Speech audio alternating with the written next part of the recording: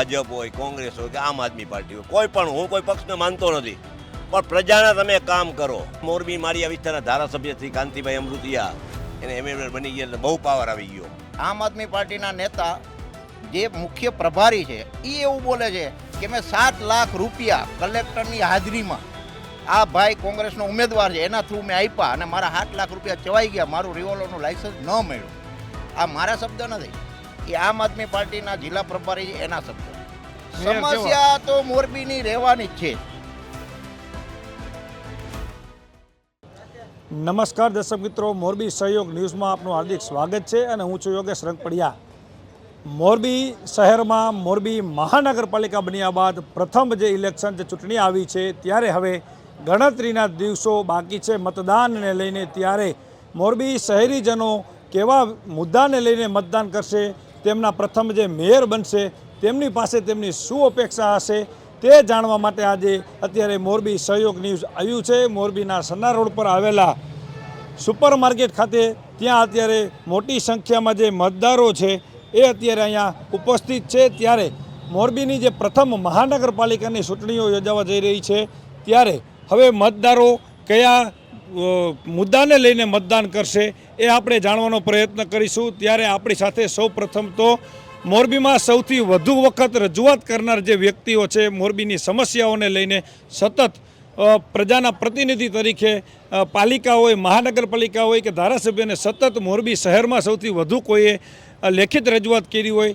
તો એ રાજુભાઈ દવે છે. ત્યારે રાજુભાઈ દવે આપણી સાથે જોડાયેલા છે. રાજુભાઈ, તમે મોરબીમાં સૌથી વધુ સતત લેખિત રજૂઆતો સરકારને, તંત્રને અને નેતાઓને કરતા હોય, શું મિજાજ છે મોરબીનો મહાનગરપાલિકાની ચૂંટણીને લઈને? પહેલાં તો મોરબી મહાનગરપાલિકા તો બહુ સોની વાત છે. મેયર સારો બોલે, મેયર સાચું આવે તો સારું છે, પક્ષ બદલો ન કરે તો વધારે સારું છે. મેં અનેકવાર રજૂઆત, ગાંધીનગર સુધી રજૂઆત કરી છે, પણ આ જાડી ચામડીના ભાજપ હોય, કોંગ્રેસ હોય કે આમ આદમી પાર્ટી હોય, કોઈ પણ, હું કોઈ પક્ષને માનતો નથી, પણ પ્રજાના તમે કામ કરો. પ્રજાને કામ કરશો, તમે અત્યારે હાથ જોડીને પગે લાગો છો ને પછી 5 વર્ષ તમારે પગે નહીં લાગવું પડે. તમે પ્રજા કામ કહેશે, તમે ઊભા રહ્યો, બરોબર છે. અનેકવાર રજૂઆત કરી, મેં નદીની રજૂઆત કરી છે, અનેકવાર રજૂઆત કરી, મારા જેવી કોઈ રજૂઆત નથી કરતી. સિવિલ હોસ્પિટલ રજૂઆત કરેલી છે, પણ આ મોરબી માળિયા વિસ્તારના ધારાસભ્ય શ્રી કાંતિભાઈ અમૃતિયા એને એમએલએ બની ગયા એટલે બહુ પાવર આવી ગયો કે હનુમાન દાડો એક જ છું. ભાઈ, રાજા રાવણનું પાવણ ઉતરી જાય છે. આજે તમારો વારો છે, કાલ બીજાનો વારો હોય, પણ જાજુ અભિમાન જાજુ સારું નથી. અને પ્રજાને એક જ સૂચન આપું છું કે મત દેવો જરૂરી છે અને રવિવાર છે, બમ્ફર મતદાન કરો. મત ગમે ને તમે દો, હું એમ નથી કહું આ પક્ષ દો, ગમે ને દો, પણ સારા વ્યક્તિને દો. 5 વર્ષ શાસન ચલાવીએ કે જો 5 વર્ષ શાસન હલાવશે તો મોરબીનો વિકાસ થશે. હવે મહાનગરપાલિકા થઈ છે, ઘણી બધી ગ્રાન્ટો આવશે અને મોરબીનો વિકાસ થશે. ના નહીં, પણ થોડોક વિચારીને હાલજો. વિચારી અને મતદાન કરવાની અપીલ અહીંયા કરવામાં આવી રહી છે. ત્યારે આપણી સાથે યુવા આગેવાન પણ છે. પ્રથમ જે મહાનગરપાલિકાની ચૂંટણીનું હવે મતદાનને 1-2 દિવસ જ બાકી છે, શું કહેશો? હું મોરબીને એ કહેવા માગું છું કે જે લોકશાહીનું પર્વ છે એમને સહયોગ ન્યૂઝ આજે છેવાડાના અંત્યોદય સુધી પહોંચાડે છે, જેથી કરી એમના પત્રકારોને ખૂબ ખૂબ શુભેચ્છા તથા અભિનંદન. અને આજે મોરબીને હું પબ્લિકને એ કહેવા માગું છું આપના માધ્યમથી કે એક્સપર્ટ, એજ્યુકેટિવ અને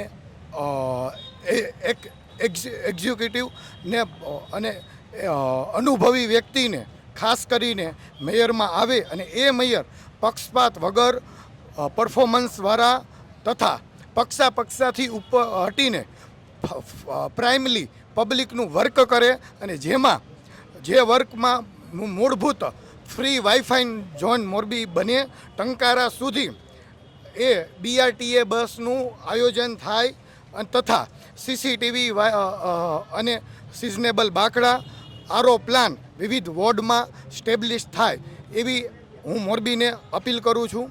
તથા એ પણ હું મોરબીવાસીઓને જણાવું છું કે 52માંથી એવા કોર્પોરેટર આવે કે જે લોકોના પ્રાણ પ્રશ્નો 24 કલાક 7 દિવસ 365 દિવસ સુધી નિરાકરણ કરે. અને ગુજરાત શાસન પ્રશાસનની વિવિધ અમારી સર્વેની રજૂઆત છે એનું સુખાકારી સમૃદ્ધિપૂર્વક અને સુવિધાપૂર્વક નિરાકરણ થાય એવી આપને સમક્ષ અરજ કરું છું. અન્ય એક મતદાર પણ છે.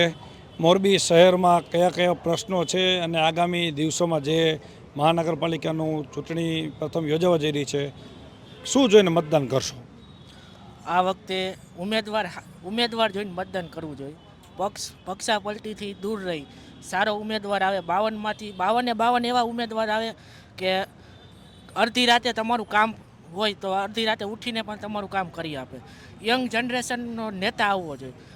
મોરબીનો પહેલો મેયર આવવાનો છે, ત્યારે મારે મોરબી મહાનગરપાલિકામાં યંગ જનરેશન ડેવલપમેન્ટ, મજબૂત ઇન્ફ્રાસ્ટ્રક્ચર, મોરબીનો સંપૂર્ણપણે વિકાસ કરી શકે. મોરબીને વાઈફાઈ ઝોન, મોરબી માટે BRTS જેવી સુવિધાઓ, ગટર, પાણી, એ તો આઝાદીથી હાલ્યું જ આવે છે, પણ નવીન વસ્તુ કંઈક મોરબીમાં લઈ આવે એવો મેયર, એવો નેતા મોરબીને જોઈએ છે. શું કહેશો? મોરબીમાં પ્રથમ મહાનગરપાલિકાને હવે મતદાનની તારીખ નજીક આવી ગઈ છે, શું જોઈને મતદાન કરશો?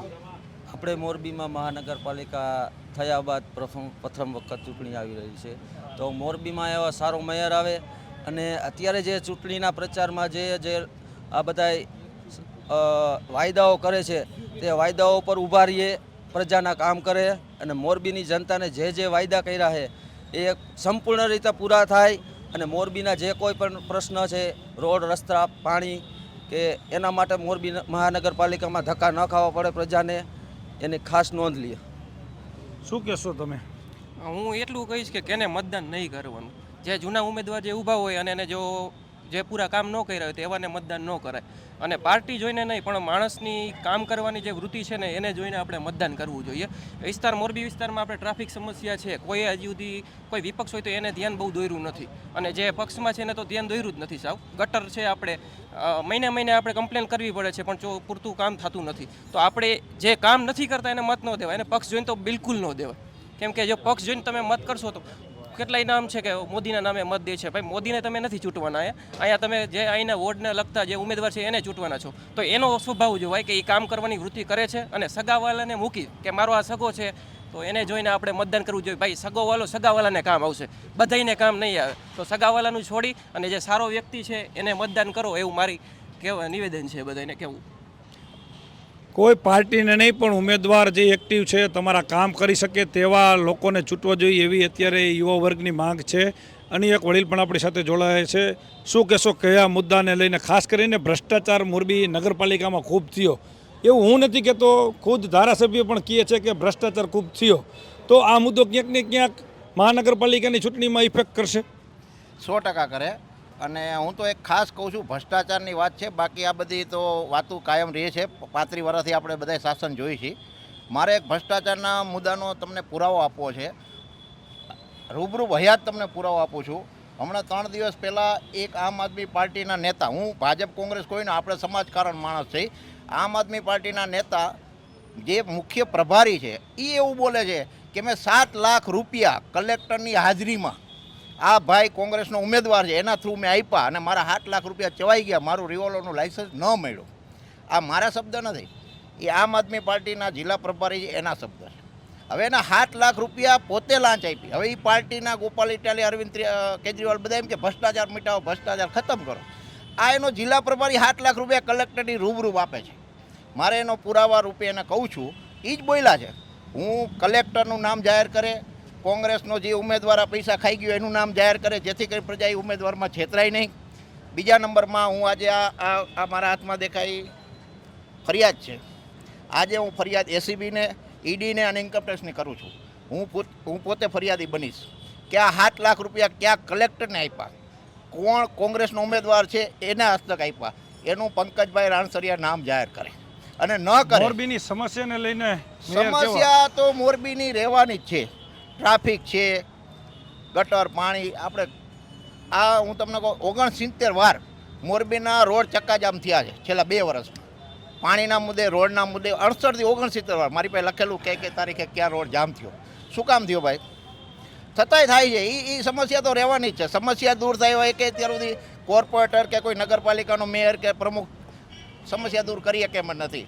જ્યાં 60,000ની વસ્તીનો ઘડો છે આપણો, એમાં અત્યારે 2 લાખની 3 લાખની વસ્તી એમાં હમાણી છે. તો 60,000નો જ ઘડાનું માપ હોય પીપળાનું, અને આટલા જાય તો એ સમસ્યા થવાની જ છે.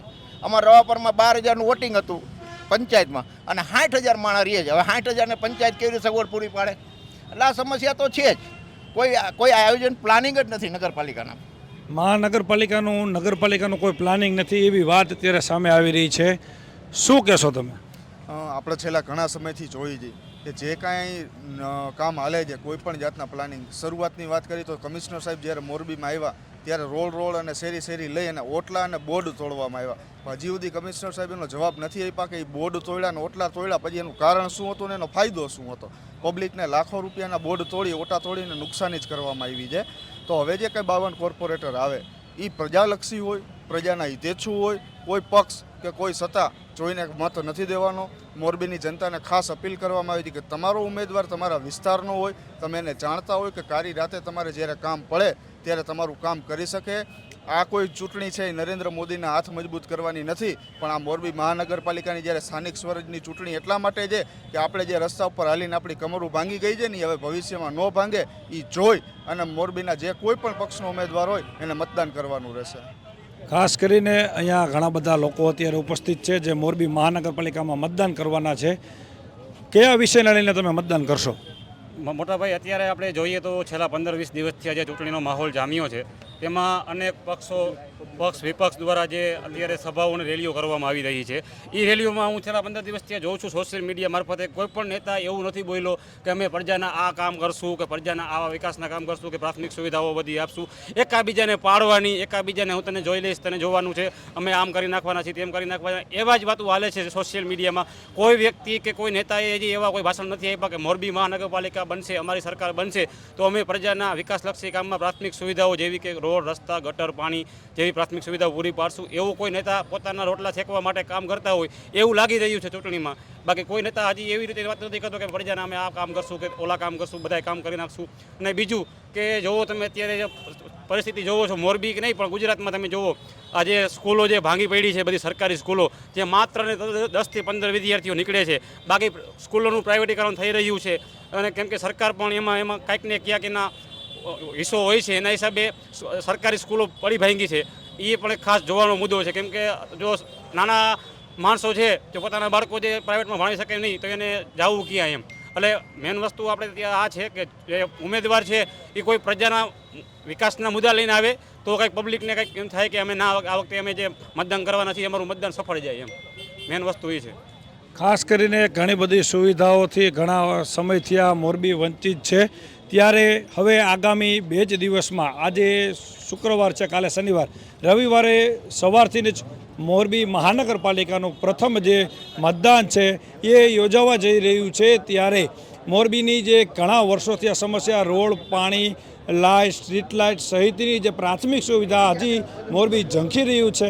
30, 35 વર્ષના એક હતું શાસન મોરબીને મળ્યું છે, છતાં પણ એ ડબલ એન્જિન, ટ્રિપલ એન્જિનનો લાભ હજુ મોરબીને ક્યાંક ને ક્યાંક મળ્યો નથી. અને લોકોએ રોડ રસ્તા ચક્કાજામ કરી અને પોતાની પ્રાથમિક સુવિધા જે છે એ મેળવવા માટે ઝઝૂમવું પડ્યું હતું. ત્યારે હવે આગામી દિવસોમાં મોરબી મહાનગરપાલિકાના ઇલેક્શનમાં મતદારો કયા મુદ્દાને લઈને મતદાન કરે છે એ આગામી દિવસોમાં જોવું રહ્યું. મોરબી સહયોગ ન્યૂઝ, મોરબી.